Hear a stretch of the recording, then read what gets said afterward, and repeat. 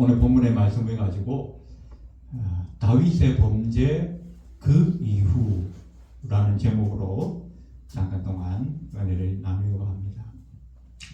우리 지난 시간에 믿음의 영웅 다윗이 있어야 할 자리에 있지 않음으로 인해서 또 해야 할 일을 하지 않고 하지 말아야 할 일을 함으로 인해서 보기 좋게 범죄의 나락으로 떨어진 모습을 우리가 살펴보았습니다.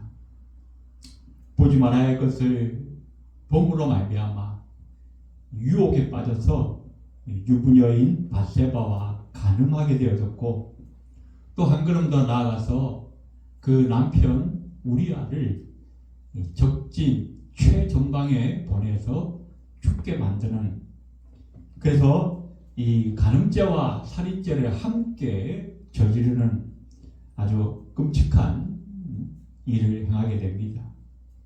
자, 그런데 제가 지난 시간에 설교하면서 성경이 이렇게 다윗의 아주 부끄러운 면까지 정당하게 기록하는 것은 두 가지 이유가 있다고 말씀드렸는데, 그 첫 번째는 이 다윗의 그 취약한 부분, 이 다윗이 범죄의 나락으로 떨어졌던 이런 모습들을 보면서 오늘 성경을 읽는 우리가 교훈을 받아서 우리도 범죄하지 않도록 조심해야 한다, 그런 말씀을 드렸고, 또 하나는 이 다윗이 이렇게 위대한 영웅, 위대한 이스라엘의 왕, 수천 년을 지나서 지금까지도 이 성경을 아는 사람들뿐만 아니라 성경을 모르는 사람들까지도 이 다윗을 최고의 지도자로 칭송하는 그런 결과들은 바로 다윗이 잘나서라기보다는 하나님의 신실하신 열심이 다윗을 이끌어갔기 때문이다, 그것을 강조하고 있다고 말씀을 드린 적이 있습니다. 그래서 오늘 본문을 통해서 이 다윗 언약을 신실히 이루어가시는 하나님께서 이 다윗이 범죄하였음에도 불구하고 이 다윗을 어떻게 이끌어 가셨는가를 오늘 성경을 통해 살펴보면서 우리가 몇 가지로 교훈을 얻고자 합니다. 자, 오늘 본문에서 우리가 첫 번째로 보게 되는 것은 회개하기를 기다리시는 하나님. 회개하기를 기다리시는 하나님을 보게 됩니다.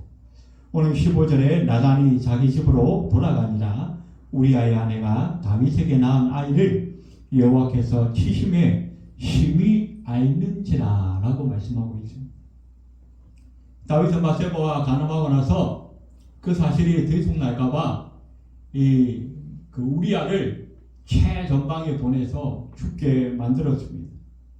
그래서 이제 그 우리아가 죽었기 때문에 겉으로는 그 문제가 덮여진 것 같았어요. 아무도 이 다윗에게 그 문제에 대해서 시비를 걸 사람이 없는 겁니다. 당시에 최고 권력자였던 이 다윗은 마음만 먹으면 못할 것이 없었어요.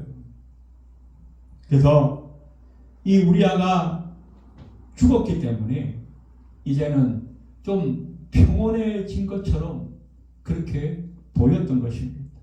하지만 지난 11장 마지막 부분에 보시면 분명히 그 다윗의 범죄한 것을 여호와께서 보시기에 악하였더라. 이 말씀은 그 히브리 원어에 보면 여호와께서 이 죄로 인하여서 다윗의 이 악행으로 인하여서 분노하셨다, 그런 의미를 갖고 있습니다. 분노하셨어요. 그럼에도 불구하고 하나님은 기다리셨다는 것입니다. 우리가 지난 사무엘 그 상편에서 사울의 기록들, 사울 왕의 기록들을 살펴볼 때도 마찬가지였어요. 사울이 범죄했다고 해서 하나님은 그 즉시로 나타나서 사울 왕을 죽여버리거나 사울 왕을 왕위에서 쫓아버리거나 그렇게 하지 않으셨고 기다리셨어요. 시간을 주셨다는 것입니다. 무엇하게 하시려고? 회개하게 하시려고. 다윗도 마찬가지였습니다. 천인공노할 이 끔찍한 죄를 지었지만 하나님은 즉시 야형 다윗아, 내가 너를 얼마나 은혜를 베풀었는데 네가 이따위 짓을 해? 당장 아웃! 그렇게 하지 않으시고 기다리신다. 오늘 본문에 보시면 나단이 다윗을 만나 회개를 촉구하고 돌아가는데 그 무렵에 우리아의 아내 바세바가 아이를 낳았다라고 기록합니다. 자, 임신해서 아이를 낳으려면 얼마나 걸립니까? 최소한 10개월이 걸려요. 거의 1년 가까운 시간이 걸립니다. 근데 지금까지 어떻게 하셨어요? 여호와께서 기다리셨다.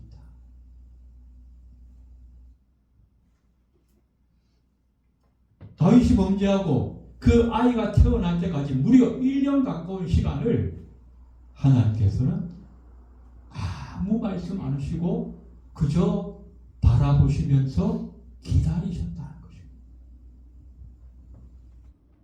왜 이렇게 기다리셨을까요? 하나님께서 분명히 분노하셨다 그랬는데 왜 기다려 주셨는가? 다윗이 스스로 깨닫고 회개하기를 원하셨다.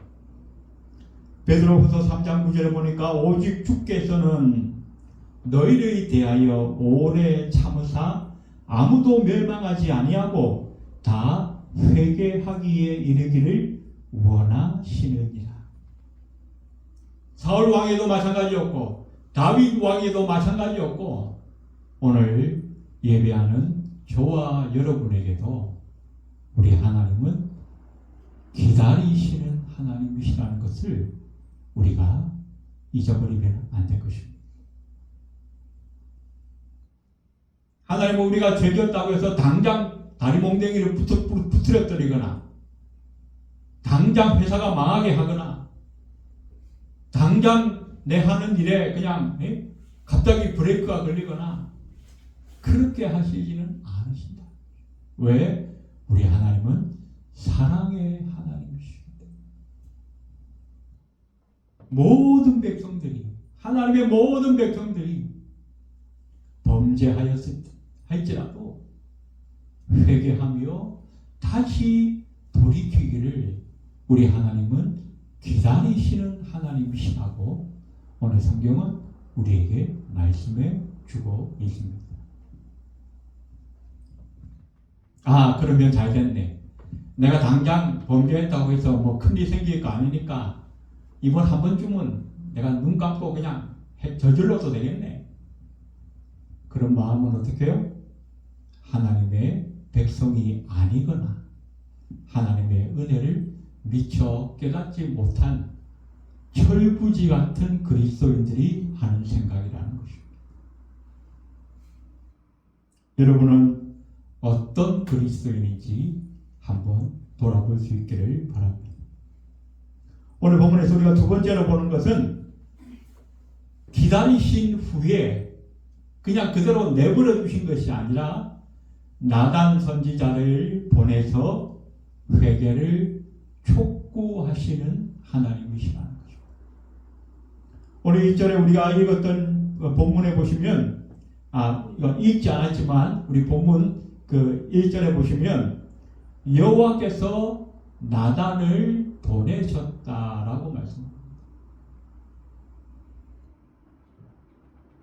다윗이 하나님 앞에 범죄하고 1년을 기다렸는데 스스로 깨닫지 못하고 회개하지도 않자 하나님은 결국 나단 선지자를 다윗 왕에게 직접 보내십니다.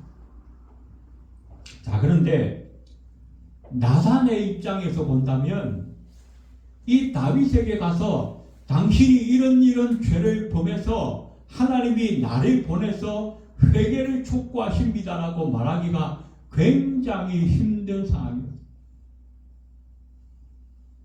이전에 이 사무엘 선지자가 있을 때 그때 사울 왕이 이제 하나님 앞에 불순종하고 잘못하니까 하나님이 어떻게 하셨어요? 여호와를 이 사울을 이 왕으로 세우신 것이 못마땅하신 거예요. 그래서 안 되겠다. 왕을 바꿔야겠다. 그래서 사무엘을 누구에게 보냅니까? 이새의 가정으로 보냅니다. 그 집에 누가 있어요? 막내 아들이 다윗입니다. 그때도 이 사무엘 선지자도 이 사실을 사울 왕이 알면 내 목숨이 위태로울 수도 있겠다 하면서 두려운 마음에 가졌고 주저하였던 것을 성경은 기록하고 있어요. 그런데 사울 왕에 비하면 이 다윗 왕의 오늘의 이 기세는 전혀 비교가 되지 않습니다. 지금 이 다윗 왕은 온 이스라엘을 천하 통일하고 하였고 그 주변에 괴롭히던 민족들을 다 물리쳤어요. 그 누구 하나도 이 다윗 왕을 감히 어떻게 할 수 있는 그런 세력이 없어요. 천상천하 유아독존이에요.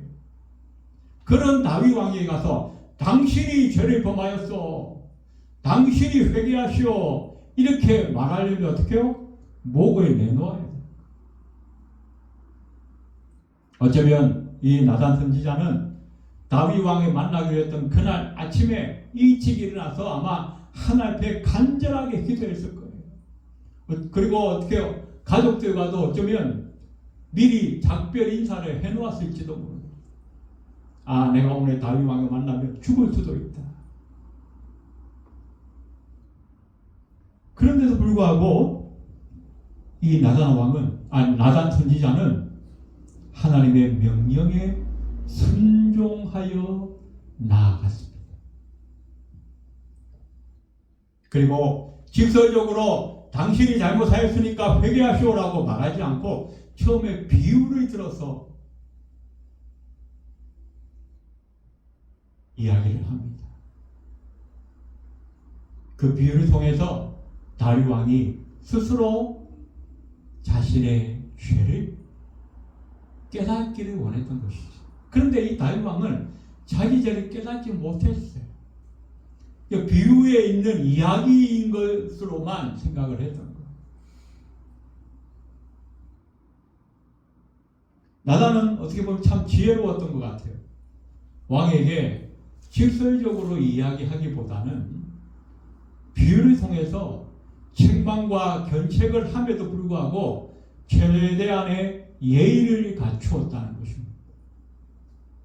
또한 그뿐만 아니라 왕에게 예의를 갖추었을 뿐만 아니라 하나님께서 자기에게 주신 그 사명을 충실하게 감당해 나가고 있는 이 나단의 모습을 우리는 성경을 통해서 보게 되어집니다. 얼마나 충성되고 얼마나 용감한 사람인지 모릅니다. 결국 나단이 비유를 통해서도 이 다윗이 깨닫지 못하자 결국 마지막에는 직설적으로 얘기합니다. 이 사람이 바로 당신입니다.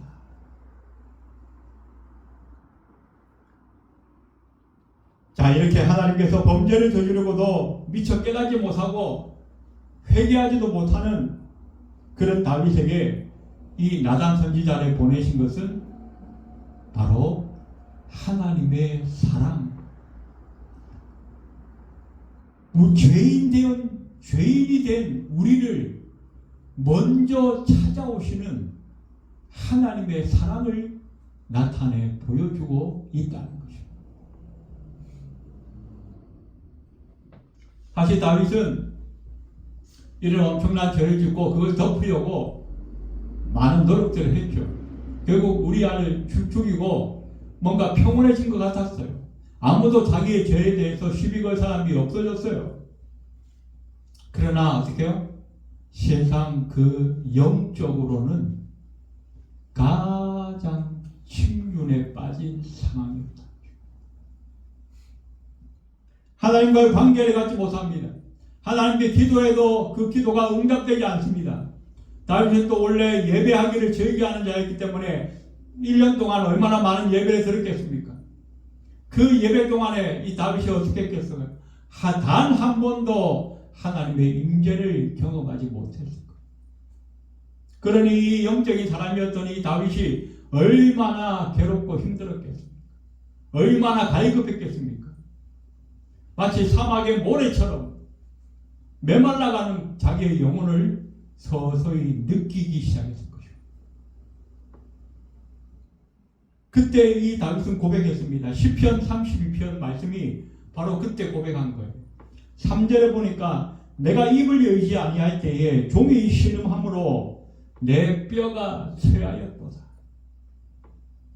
주의 손이 주야로 나를 누르시오니 내 진액이 빠져서 여름 가뭄에 마름같이 되었나이다.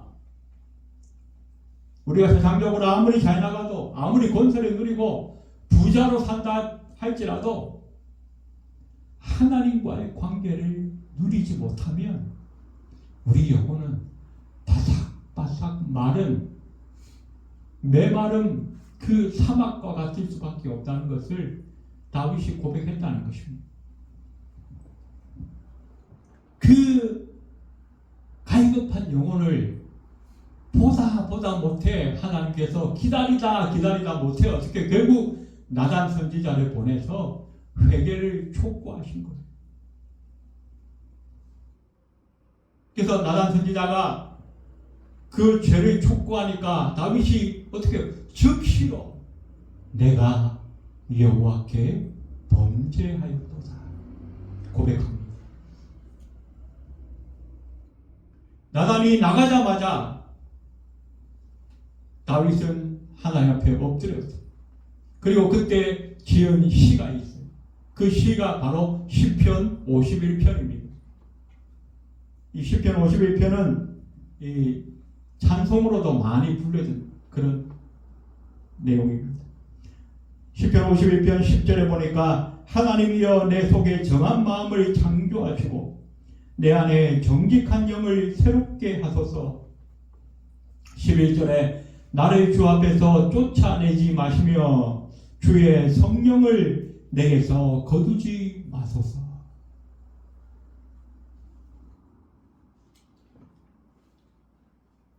다윗은 나단의 책망을 받고 자신의 죄를 깨닫게 됩니다. 그리고 시편 51편을 노래하며 기어서 하나님 앞에 간곡하게 기도합니다. 하나님, 나를 주 앞에서 쫓아내지 마옵소서. 주의 성령을 내게서 거두지 마옵소서.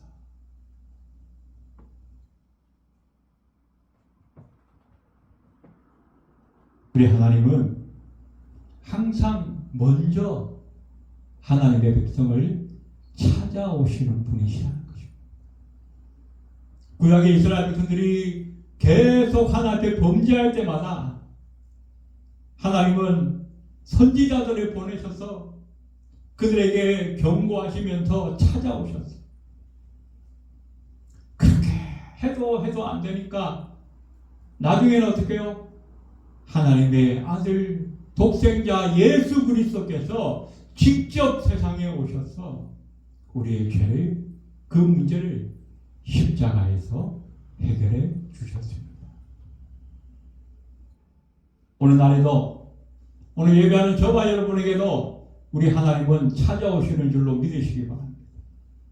내 주변에 있는 그 누군가를 통해서, 내 친구나 내 가족이나 내 이웃들을 통해서, 때로는 내가 알고 만나기 싫어하는 그 사람을 통해서라도, 내가 전혀 알지 못하는 지나가는 길손을 통해서라도 하나님은 나에게 하시고자 하는 그 말씀을, 그 사랑을 증거하기 위해서 나에게 찾아오시는 하나님이시라는 것을 저와 여러분이 깨달으시기를 축원합니다. 오늘 우리가 세 번째로 보게 되는 것은, 이렇게 다윗이 회개하자마자 하나님은 기다렸다는 듯이 용서하시고 축복하신다는 것입니다.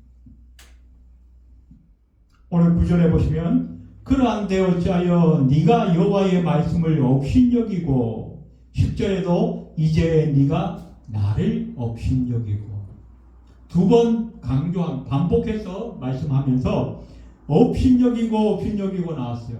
히브리어의 바자 경멸한다, 멸시한다, 업신여긴다 이런 뜻을 갖고 있습니다. 여호와의 말씀을 업신여긴 것이 곧 여호와를 업신여긴 것이다 라고 말씀합니다. 다윗이 이런 천인공노할 범죄를 저지른 것은 결국 무엇 때문에요? 하나님의 말씀을 업신여긴 때문이고 그것은 곧 하나님을 업신여긴 때문이라는 것입니다. 자, 그런데 이 말씀은 사울 왕 때도 사무엘이 했던 똑같은 말씀이에요. 사무엘상 15장 19절에 어찌하여 왕이 여호와의 목소리를 청종하지 아니하고 26절에 사무엘이 사울에게 이르되 나는 왕과 함께 돌아가지 아니하니니 이는 왕이 여호와의 말씀을 버렸으므로 여호와께서 왕을 버려 이스라엘 왕이 되지 못하게 하셨음이니이다. 다윗이나 사울이나 궁극적으로 이렇게 하나님께서 분노하실 만한 그 죄를 범한 것은 그 이유가 뭐라고요? 하나님의 말씀을 업신여기기 때문에 경멸하였고 업신여기고 청종치 아니하였기 때문이에요. 그래서 이 다윗이나 이 사울이나 그 죄의 양상이나 그 원인이 비슷하다는 거예요. 그럼에도 불구하고 그 결과는 어떻게 됐어요? 사울 왕은 왕위에서 쫓겨나서 전쟁에서 죽었어요.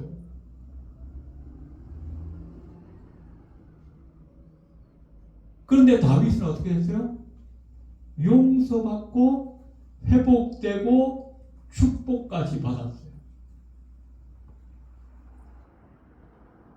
왜 동일하게 두 사람이 비슷한 죄를 지었는데 이 결과는 이렇게 다를 수밖에 없는가? 왜 그랬을까요? 13절에 보니까 다윗이 나단에게 이르되 내가 여호와께 죄를 범하였노라 하매 나단이 다윗에게 말하되 여호와께서도 당신의 죄를 사하셨나니 라고 말씀하고 있습니다. 물론 이 다윗이 범죄했음에도 불구하고 궁극적으로 하나님께 버림받지 않았던 궁극적인 이유는 이 다윗과 세우신 그 언약, 하나님께서 세우신 그 다윗 언약을 신실히 지켜가시기 위한 하나님의 열심이 작용했다라고 볼 수 있습니다. 하지만 더 정확하게, 더 직접적으로 이 다윗이 회복될 수 있었던 가장 결정적인 비결은 뭔가? 하나님이 보내신 그 나단 선지자 앞에서 다윗이 무릎 꿇고 회개하였다는 것입니다. 그래서 사울은 어떻게 해요? 사울이 버림받은 것은 다윗보다 더 큰 죄를 지어서 버림받은 것이 아니라 다윗이 어떻게 인간적으로 보면 다윗이 어쩌면 더 치졸하고 더 치사하고 더 악한 죄를 지었다고 할 수 있음에도 불구하고 다윗은 죄를 지은 다음에 회개하였고 사울은 어떻게 해요? 사무엘 선지자가 계속 책망할 때마다 회개한 것이 아니라 변명만 늘어놓았어요. 아, 이랬습니다. 아, 뭐 이것 때문에 이랬습니다. 변명만 늘어놓고 결국은 회개하지 않았기 때문에 하나님 앞에 버림받을 수밖에 없었다는 것입니다. 바울은 말합니다. 로마서 3장 10절에 의인은 없나니 하나도 없으며 3장 23절에는 모든 사람이 죄를 범하였음에 하나님의 영광에 이르지 못한다라고 말씀하셨어요. 우리 인간은 모두가 다 죄인입니다. 모두가 다 하나님의 영광에 이룰 수가 없는 존재들입니다. 그래서 우리 인간은 다 죄인인데 그래서 다 지옥에 가야 되는데 우리 예수님께서 그 문제를 해결하셨어요. 그래서 어떻게 해요? 우리는 죄를 지었기 때문에 지옥에 가는 것이 아니라 회개하지 않음으로 지옥에 간다는 거예요. 우리 인간은 죄를 지었기 때문에 구원받지 못하는 것이 아니라 회개하지 않기 때문에 구원받지 못한다는 것이에요.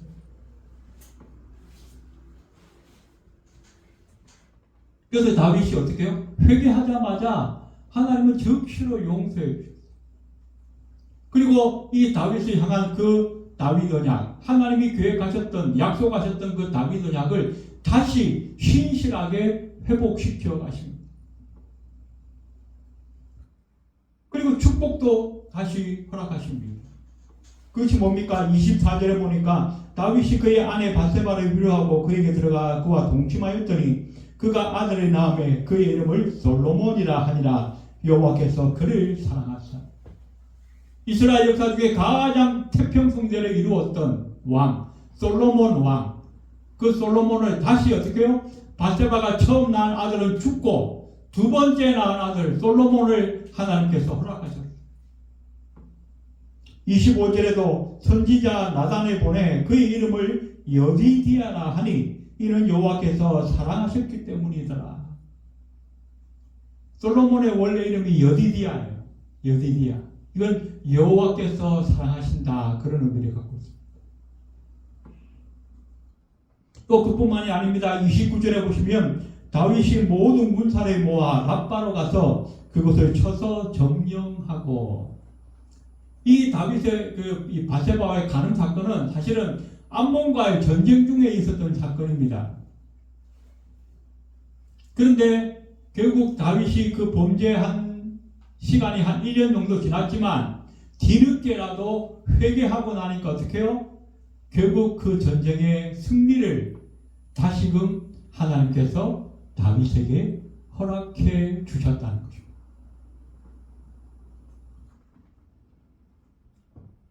이제 말씀을 정리하겠습니다. 오늘 다윗이 범죄한 이후에 우리 하나님께서 어떻게 다윗을 다루어 가셨는지를 우리가 살펴보았습니다. 하나님 다윗이 죄를 범죄했다고 해서 즉시로 왕위에서 쫓아내거나 이 생명을 취하거나 그렇게 심판하시지는 않으셨고 다윗이 회개하기를 기다리셨습니다. 그런데 어느 정도 시간이 지나도 회개하지 않자 나단 선지자를 보내서 회개를 촉구하셨습니다. 그리고는 다윗이 회개하니까 이번에는 기다렸다는 듯이 죄를 사하시고 기다렸다는 듯이 축복해 주시고 회복하시는 하나님의 은혜를 보게 됩니다. 이 하나님, 이 은혜로우신 하나님이 저와 여러분의 하나님이신 것을 여러분 믿으시기 바랍니다. 우리도 세상 살다 보면 범죄할 때가 있고 실수할 때가 있고 잘못할 때가 있습니다. 그때마다 우리를 참고 기다리시는 하나님을 우리는 생각해야 합니다. 그래서 할 수만 있다면 즉시 회개해야 합니다. 회개하기만 하면 하나님과의 관계가 회복되어지고 우리를 향하신 축복의 통로가 다시 열려서 하나님의 은혜와 사랑과 그 언약과 축복의 말씀들이 고스란히 저와 여러분의 삶에 이루어질 줄로 믿는 것입니다. 다윗처럼 회개에 합당한 열매를 잘 맺어서 꾸준히 하나님의 은혜와 사랑 안에서 살아갈 수 있는 저와 여러분이 다 되시기를 주님의 이름으로 축원드립니다. 기도드리겠습니다. 고마우신 하나님, 우리도 다윗처럼 회개함으로 말미암아 하나님과 관계를 회복하고 하나님의 그 축복의 통로 속에서 은혜롭게 하나님의 사랑을 누릴 뿐만 아니라 이 축복의 통로를 통하여 우리 주변 사람들에게 늘 나누고 섬기며 하나님의 사랑을 증거하며 살아갈 수 있는 우리 모두가 될 수 있도록 주님 역사하여 주시옵소서. 예배를 마치고 돌아가는 발걸음 위에도 함께하여 주옵소서. 예수님의 이름으로 간절히 기도드리옵나이다. 아멘.